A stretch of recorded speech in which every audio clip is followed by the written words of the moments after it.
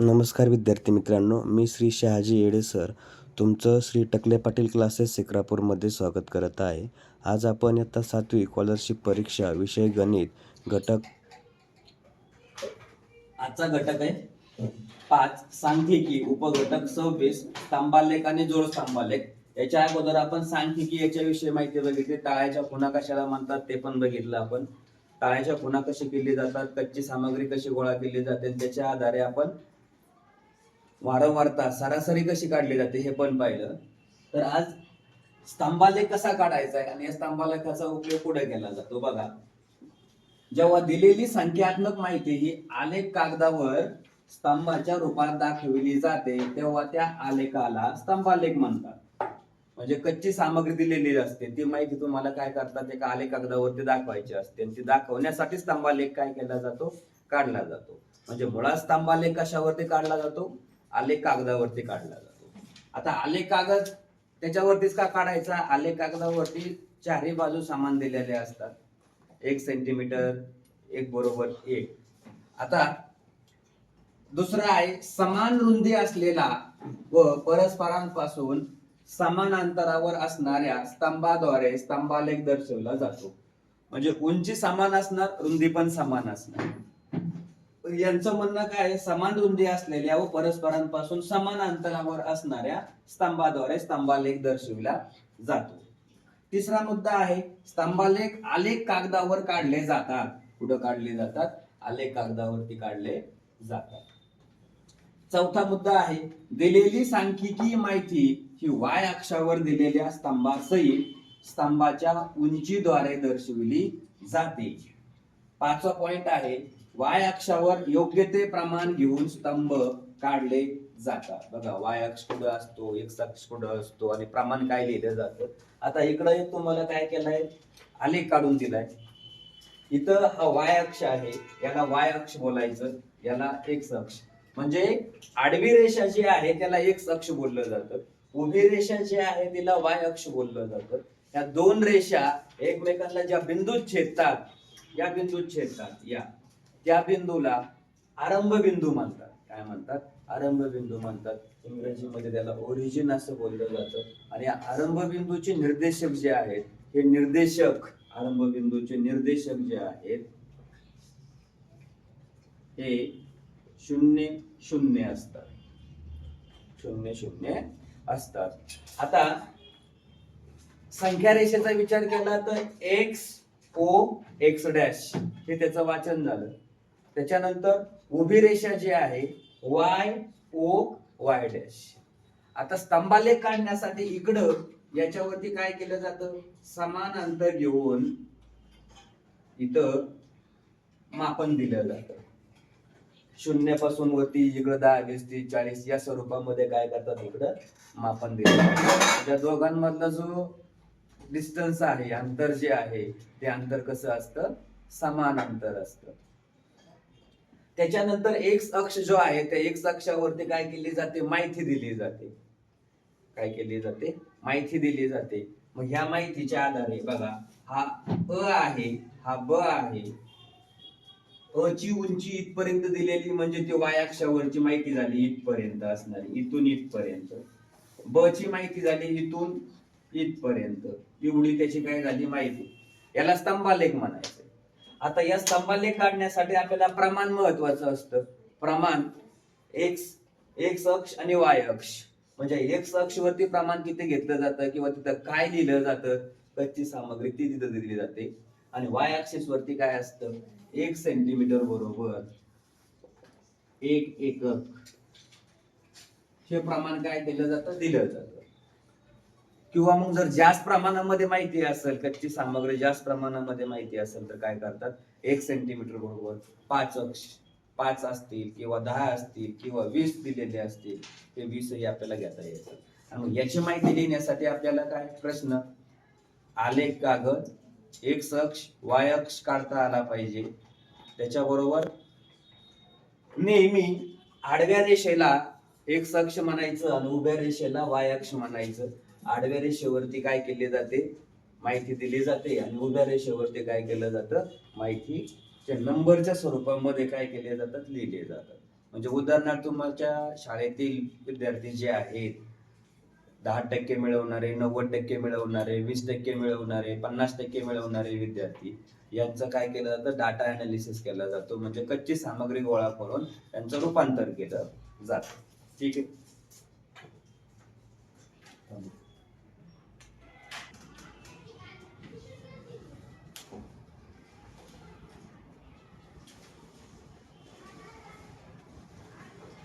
बघा पुढचा पॉइंट आहे जोड स्तंभालेख. जोड स्तंभालेख कोणाला म्हणायचंय? दिलेल्या माहितीचे पटकन आकलन व्हावे यासाठी ती माहिती आलेखाच्या रूपात मांडली जाते. कशाच्या रूपात मांडली जाते? आलेखाच्या रूपात मांडली जाते. त्याला जोड स्तंभालेख असं बोललं जातं. मग आता हे आलेख, स्तंभालेख, जोड स्तंभालेख, शतमान स्तंभालेख, वृत्तालेख असे वेगवेगळ्या प्रकारचे असतात. कोणत्या प्रकारचे असतात हे स्तंभालेख? जोड स्तंभालेख, स्तंभालेख, शतमान स्तंभालेख, वृत्तालेख असे वेगवेगळ्या प्रकारचे असतात. तिसरा पॉइंट आहे वेगवेगळी माहिती दर्शविणारे व परस्परांना जोडलेले स्तंभालेख म्हणजे जोड स्तंभालेख होय. परस्परांना जोडले जातात. एकाच वर्गामध्ये असणाऱ्या मुलांची आणि मुलींची माहिती ही आपल्याला जोड स्तंभालेखामध्ये काय करता येते, लिहिता येते, सांगता येते. जोड स्तंभालेखामध्ये दोन जोड स्तंभामध्ये अंतर समान ठेवावे लागते. अंतर वेगळं ठेवून चालत नाही. दोन्ही स्तंभालेखांचं अंतर जे आहे तर हे काय करायचं आहे, समान ठेवायचं आहे, वेगवेगळं ठेवायचं नाही. आता पाचवा पॉइंट आहे बघा, एकाच प्रकारच्या दोन भिन्न घटकांमधील तुलनात्मक अभ्यास करण्यासाठी जोड स्तंभालेखाचा उपयोग होतो. बघा तुलनात्मक अभ्यास करण्यासाठी उदाहरणार्थ 7वीच्या वर्गातील मुली यांचं अभ्यासाचं प्रमाण किंवा गणित विषयाचे मार्क आणि मुलांचे गणित विषयाचे मार्क यांची काय केली जाते, तुलना केली जाते. आणि तुलना करायची असेल तर आपल्याला जोड स्तंभालेख घ्यावा लागतो. आता इथं आकृती काढून दाखवली बघा, हा जोड स्तंभालेख आहे. समजा इथं त्यांनी सांगितलंय प्रमाण एक्स ऍक्सिस वरती काय दिलं, वाय ऍक्सिस वरती काय, एक्स ऍक्सिस वरती काय केलं, अ ब ही माहिती दिली आणि वाय ऍक्सिस जो आहे त्या वाय ऍक्सिस वरती काय केलेली आहे, संख्या लिहिलेली आहे. मग हा इथून हे जे अंतर आहे हे अंतर कसं पाहिजे, समान पाहिजे. मग याच्यात इकडं एका ठिकाणी वेगळी माहिती येणार, इकडं वेगळी माहिती आणि हा दुसरा, म्हणजे दोन्ही जोड स्तंभालेख आहेत. या स्तंभालेखाला जोडून दुसरा काढलेला स्तंभालेख, म्हणजे असे दोन स्तंभालेख जोडले तर त्याला आपण जोड स्तंभालेख बोलतो.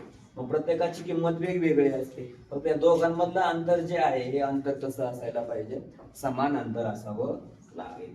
हे एक्स अक्ष झाला आणि हा वरचा जो आहे तो काय झाला, वाय अक्ष झाला. आता या जोड स्तंभावर आधारित आणि स्तंभालेख याच्यावर आधारित आपण काय करणार आहोत, उदाहरण पाहणार आहोत.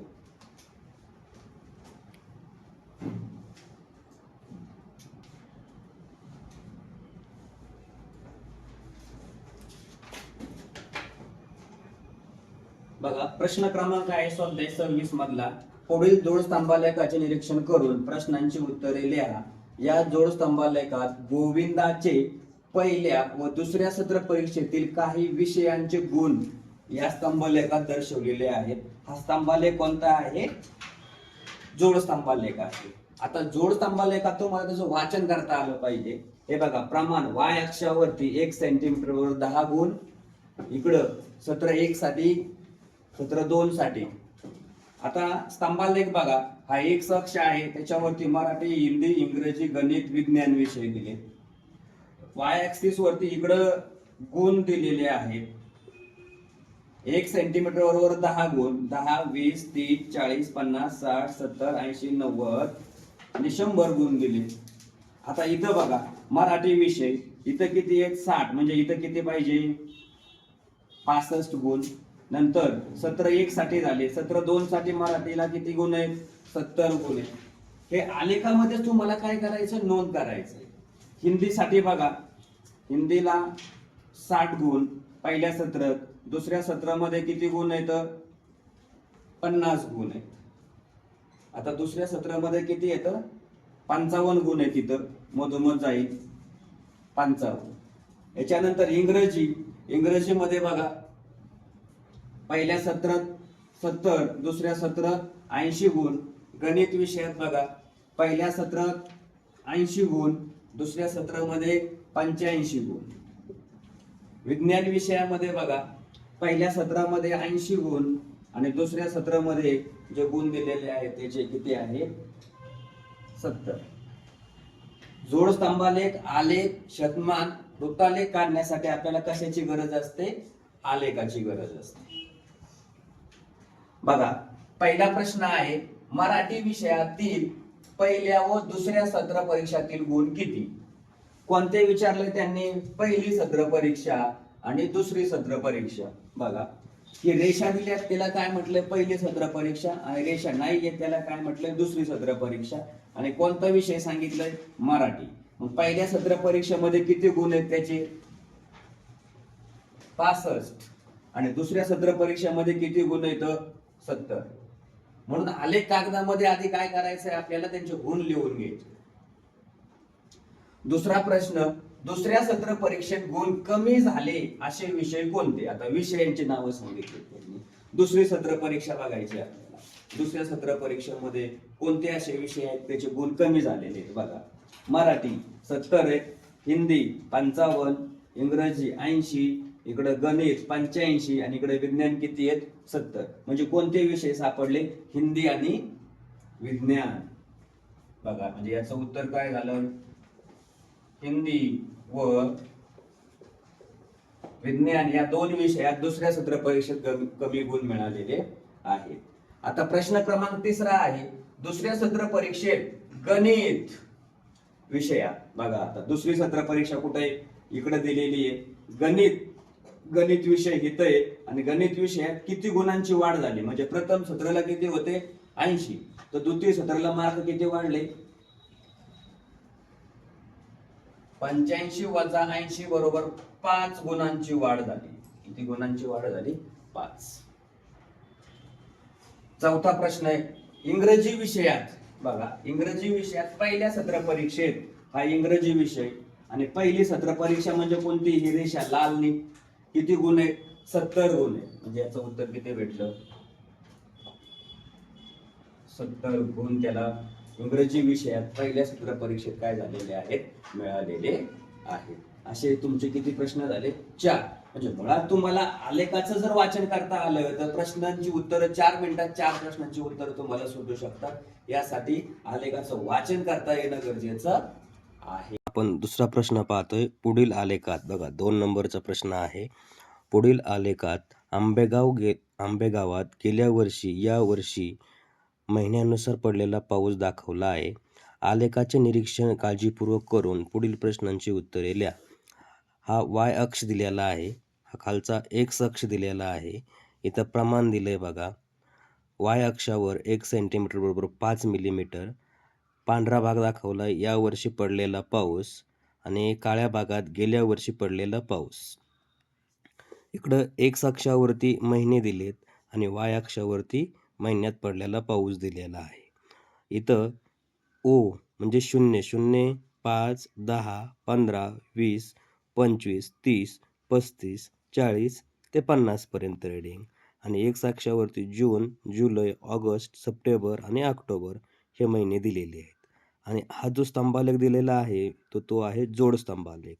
मग जोड स्तंभालेखावरील प्रश्नांची उत्तरं शोधण्यासाठी मित्रांनो, आपण जून महिन्यामध्ये पडलेला पाऊस 20, नंतर जूनमध्येच गेल्या वर्षी आणि या वर्षी 25.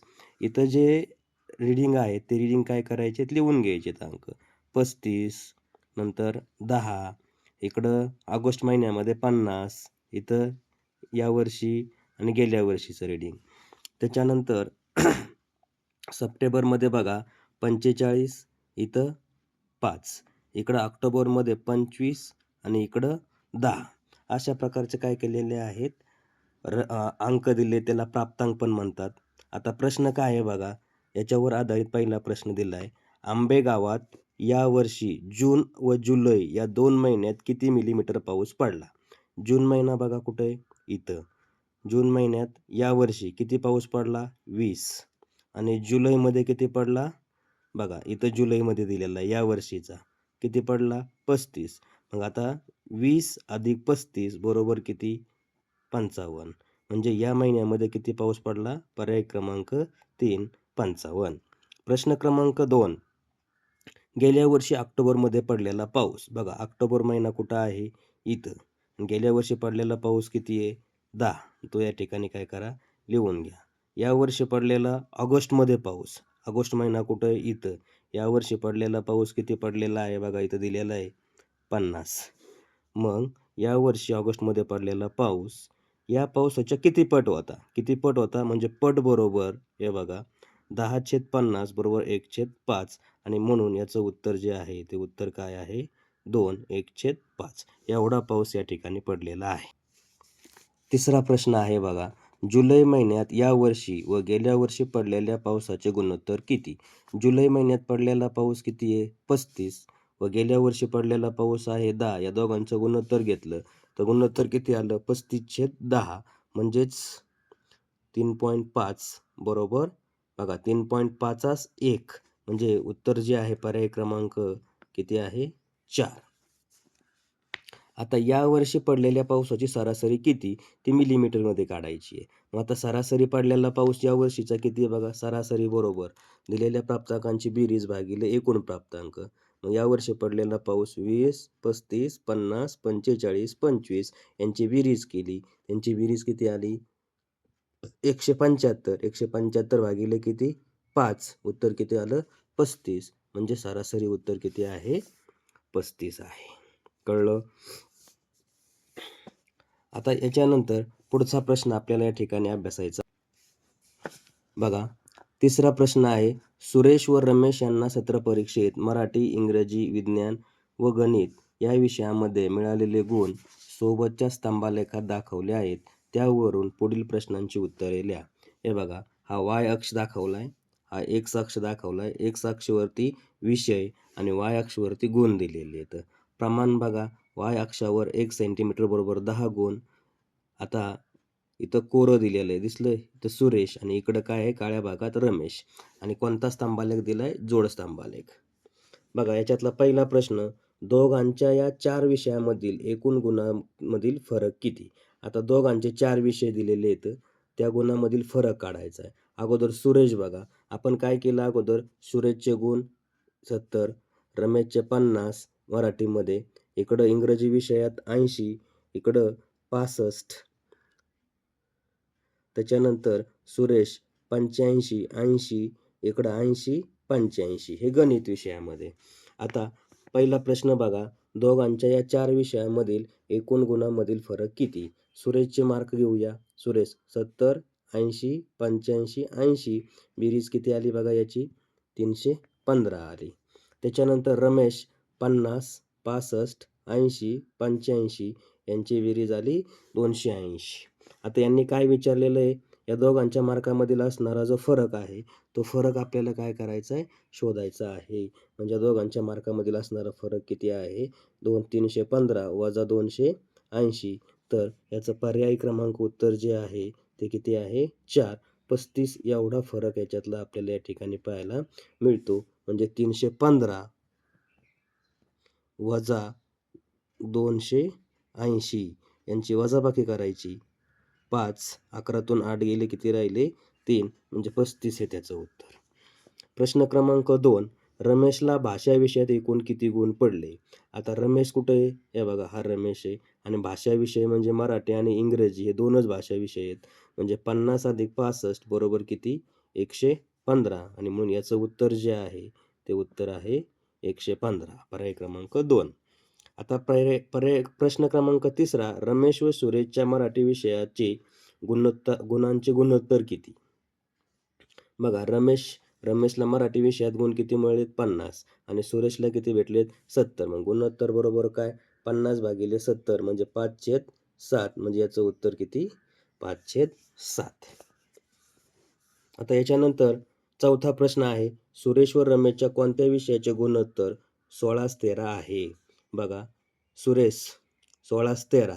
आता 16/13 म्हणल्यानंतर विषय बघा इंग्रजी 16, 80 भागिले 65. मग 80 भागिले किती येणार? 65 भाग जातो बघा गुणोत्तर 80 भागिले 65, 5 भाग गेला. 5 16 5 80 16 आणि 13 5 65 म्हणजे 16/13 या विषयी. आता विषय कुठला आला मग? इंग्रजी हा विषय आला. म्हणून याचा पर्याय काय आहे? 1 नंबरचा पर्याय.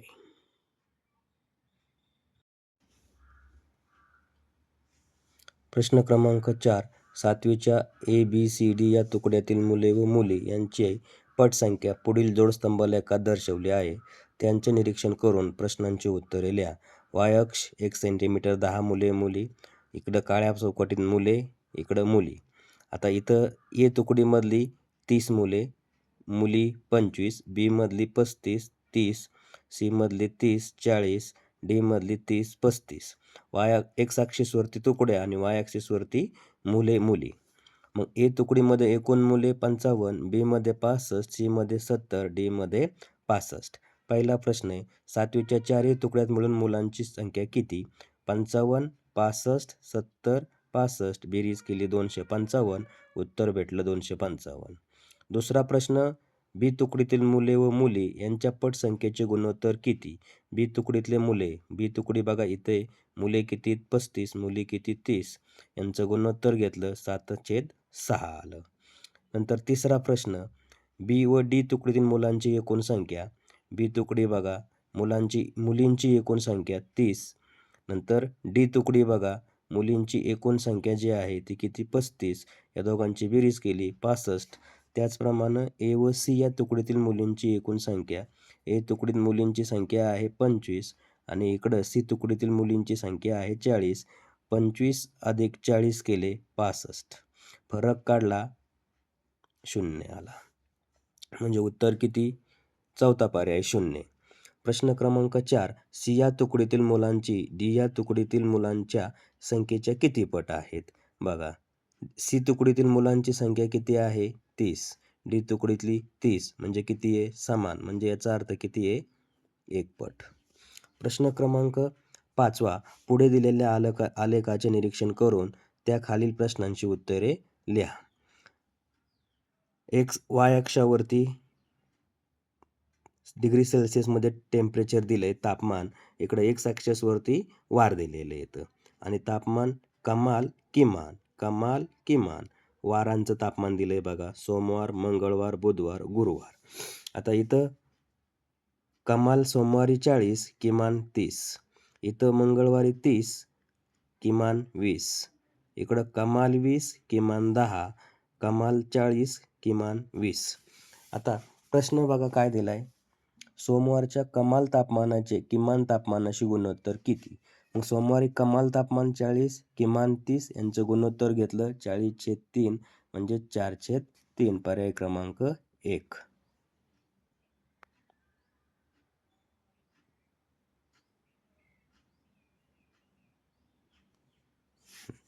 नंतर प्रश्न क्रमांक 2. कोणत्या दिवशी कमाल व किमान तापमानाची गुणोत्तरे समान आहेत? इथं पहा, बुधवारचं कमाल आणि किमान 20/10 2:1. गुरुवारी 40/20 4:2 म्हणजे 2:1. म्हणजे पर्याय क्रमांक 4 बुधवार व गुरुवार या 2 दिवशी कमाल आणि किमान तापमानाचे गुणोत्तर समान आहे. प्रश्न 3. 4ही दिवसांच्या कमाल तापमानाची सरासरी किती? कमाल तापमान 40 अधिक 30 अधिक 20 अधिक 40/4. चौघांची बेरीज भागिले 4. 130/4 म्हणजेच 32.5 डिग्री सेल्सिअस. म्हणजे पर्याय क्रमांक 1 हे त्याचं उत्तर. प्रश्न 4. सोमवारच्या कमाल व किमान तापमानातील फरक हा गुरुवारच्या कमाल व किमान तापमानातील फरकाच्या किती पट आहे? सोमवारी कमाल तापमान होतं 40, किमान होतं 30, यांचा फरक घेतला 10. गुरुवारी 40 वजा 20 याचा वजाबाकी आली किती? 20. आणि आपल्याला फरकांची पट म्हणजे 10/20 म्हणजे 1/2. याचाच अर्थ काय? निमपट. याच्यानंतर प्रश्न क्रमांक 6. एका प्राणी संग्रहालयात प्राणी व प्राण्यांची संख्या पुढे दाखवली आहे. दिलेल्या माहितीवरून स्तंभालेख काढलेला आहे. त्याचे निरीक्षण करा व विचारलेल्या प्रश्नांची उत्तरे द्या. इथं प्राणी, हरिण, वाघ, माकड, ससा आणि मोर. इथं संख्या हरणांची 20, वाघाची 4, माकडाची 12, ससा 16 आणि मोर 8. आता टोटल प्राणी किती झाले? 5. आणि इथं संख्या किती झाली बघा? 60. बेरीज केली सगळ्यांची. आता खाली हरिण 20, वाघ 4, माकड 12, ससा झाला 16 आणि मोर झाले 8. आता प्राणी संग्रहालयातील एकूण प्राण्यांची संख्या या सगळ्यांची बेरीज केली, उत्तर किती आलं? 60. हरणांची संख्या वाघांच्या संख्येपेक्षा कितीनं जास्त आहे? हरणांची संख्या 20, वाघांची संख्या 4. 20 वजा 4 16. पर्याय क्रमांक 2 16ने जास्त. प्रश्न क्रमांक बघा तिसरा. सस्यांची संख्या हरणांच्या संख्येपेक्षा कितीनं कमी आहे? सस्यांची संख्या 16, हरणांची किती 20, दोघांची वजाबाकी केली किती आली? 4. म्हणजे पर्याय क्रमांक 1. अशा प्रकारे वारंवारता याच्यावर आधारित स्तंभालेख, जोडस्तंभालेख यातील घटक या ठिकाणी संपलेले आहे. प्रश्न संपलेले आहेत. अशा प्रकारचे व्हिडिओ जर तुम्हाला आवडले असतील तर आपल्या यूट्यूब चॅनलला Neptune Scholar Academy by Shahaji Yede sir या यूट्यूब चॅनलला सबस्क्राईब करा, लाईक करा आणि आपल्या मित्रमैत्रिणींना शेअर करा. इथून पाठीमागे झालेले सर्व व्हिडिओ रेकॉर्डेड स्वरूपात आपल्याला पाहण्यासाठी Neptune Scholar Academy by Shahaji Yede sir या यूट्यूब चॅनलला सबस्क्राईब करा. धन्यवाद.